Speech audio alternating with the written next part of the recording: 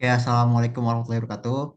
Di sini kami adalah kelompok dua dari matkul kimia yang akan membahas tentang primary voltaic cell dan juga secondary voltaic cell. Sebelum kita memasuki inti materi dan juga penjelasan, kami ingin memperkenalkan diri dulu. Yang pertama itu adalah saya, Rehan Nursita dengan NIM 10 20 12 400 354. Baiklah, untuk yang kedua ada saya, Alan Anesa dengan NIM 102012400300335. Dan yang ketiga ada saya Aldrin Almalki dengan NIM 1020 1243 0010. Kemudian ada saya Rico Fernando dengan NIM 1020124003722. Kemudian ada saya Agung Prasetyo dengan NIM 10 20 12 400 326. Kemudian ada saya Raden Muhammad Ezar dengan NIM 10 20 12 400 109. Oke, jadi pada pembukaan atau definisi awal dari voltaic cell dan juga primary dan secondary cell itu bahwa diketahui bahwa voltaic cell itu adalah jenis sel elektrokimia yang mengubah energi kimia menjadi energi listrik melalui reaksi redoks spontan. Di mana pada reaksi ini bisa dibagi menjadi dua jenis utama, yaitu primary cell dan juga secondary cell. Di mana ada perbedaan di antara mereka itu. Yang pertama adalah primary cell yang mempunyai eh, ciri-ciri hanya bisa digunakan sekali. Jadi setelah digunakan dia tidak bisa diisi ulang lagi.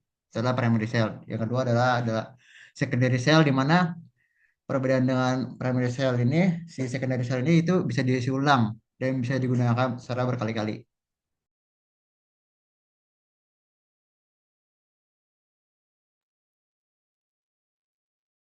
Oke, seperti yang sudah dijelaskan tadi bahwa dari dari baterai sendiri ada primary dan secondary yang kurang lebih primary itu cuma bisa dipakai sekali dan secondary bisa dipakai berulang kali. Jadi pada awalnya latar belakang pembentukan primary dan secondary voltaic cell ini awalnya Alessandro Volta itu menciptakan baterai pertama pada tahun 1800 dikenal sebagai voltaic pile. Nah, penemuan ini membuka banyak jalan bagi perkembangan teknologi penyimpanan energi, khususnya baterai, atau yang biasa kita sebut baterai listrik lah. Nah, primary cell seperti contohnya baterai Lagrange pada tahun 1866 jadi sangat populer di akhir abad ke-19. Sehingga secondary cell atau baterai yang bisa diisi berulang kali itu dikembangkan pertama kali oleh Gaston Plante pada 1859 dengan penemuannya yang bernama lead acid battery. Nah, lead acid battery ini masih digunain sampai sekarang di dunia otomotif. Perkembangan teknologi baterai juga semakin pesat karena ada munculnya baterai lithium ion pada tahun 1980-an oleh John B. Goodenough dan rekan-rekannya. Nah, baterai lithium ion itu yang sekarang juga masih jadi perdebatan lah antara lithium ion ataupun nikel. Nah, itu yang berkembang sampai sekarang seperti itu.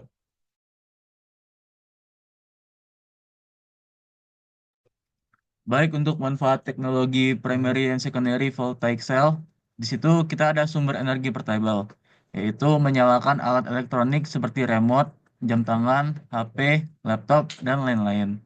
Untuk mobilitas dan kendaraan listrik, kita ada baterai sekunder digunakan di mobil listrik, sepeda listrik, dan kendaraan hybrid. Untuk backup power, ada di UPS, alat medis, dan sistem keamanan. Dan untuk energi terbarukan, ada juga penyimpanan energi dari panel surya dan turbin angin. Dan untuk teknologi medis, ada juga yaitu pacu jantung dan alat monitoring kesehatan.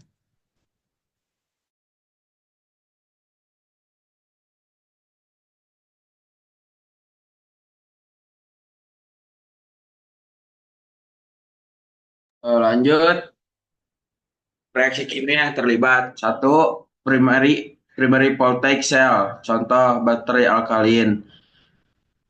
Anoda Zn S Zn 2 plus tambah 2E min.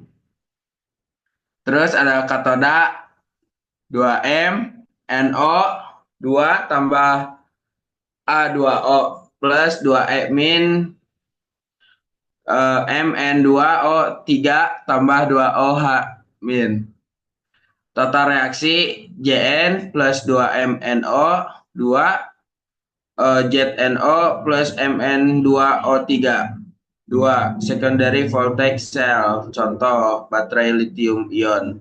Selama di charge anoda atau grafit yaitu Lic6 Li plus tambah E min tambah C6.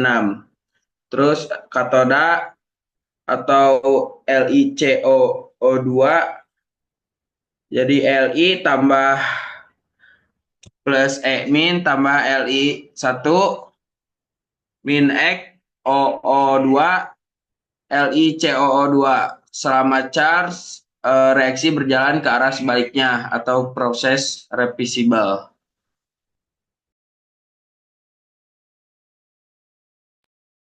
Ya, mungkin yang penemuan terbaru dan pengembangan dari teknologi ini, yaitu yang pertama ada solid state battery, yaitu menggantikan elektrolit cair dengan bahan padat, menjadi lebih aman dan kapasitasnya lebih besar. Yang kedua ada lithium sulfur dan lithium air battery, yaitu potensi kapasitas energi lebih tinggi daripada lithium ion. Dan yang ketiga itu ada Riesling Battery Tech atau teknologi daur ulang lithium, kobalt, dan nikel untuk mengurangi banyak dampak dari lingkungan. Yang keempat itu ada fast charging battery, yaitu pengembangan anoda berbahan silikon untuk pengisian daya yang super cepat. Dan yang terakhir ada nano engineered electrodes, yaitu meningkatkan efisiensi dan siklus hidup baterai. Oke, mungkin sekian presentasi dari kami. Setelah disimpulkan tadi, baik primary voltaic cell ataupun secondary voltaic cell itu perannya masing-masing itu penting dalam dunia perkembangan baterai sendiri. Dari yang awalnya cuma bisa sekali dipakai sampai sekarang yang bisa fast charging dan juga kapasitasnya bisa besar banget lah. Dan bahannya juga udah mulai beragam.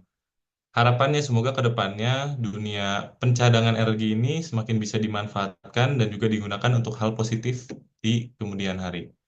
Mungkin sekian presentasi dari kami. Semoga apa yang sudah disampaikan dapat berguna bagi teman-teman semua. Dan mohon maaf bila ada kesalahan dari kami. Mungkin sekian saja dari kami. Wassalamualaikum warahmatullahi wabarakatuh. Terima kasih.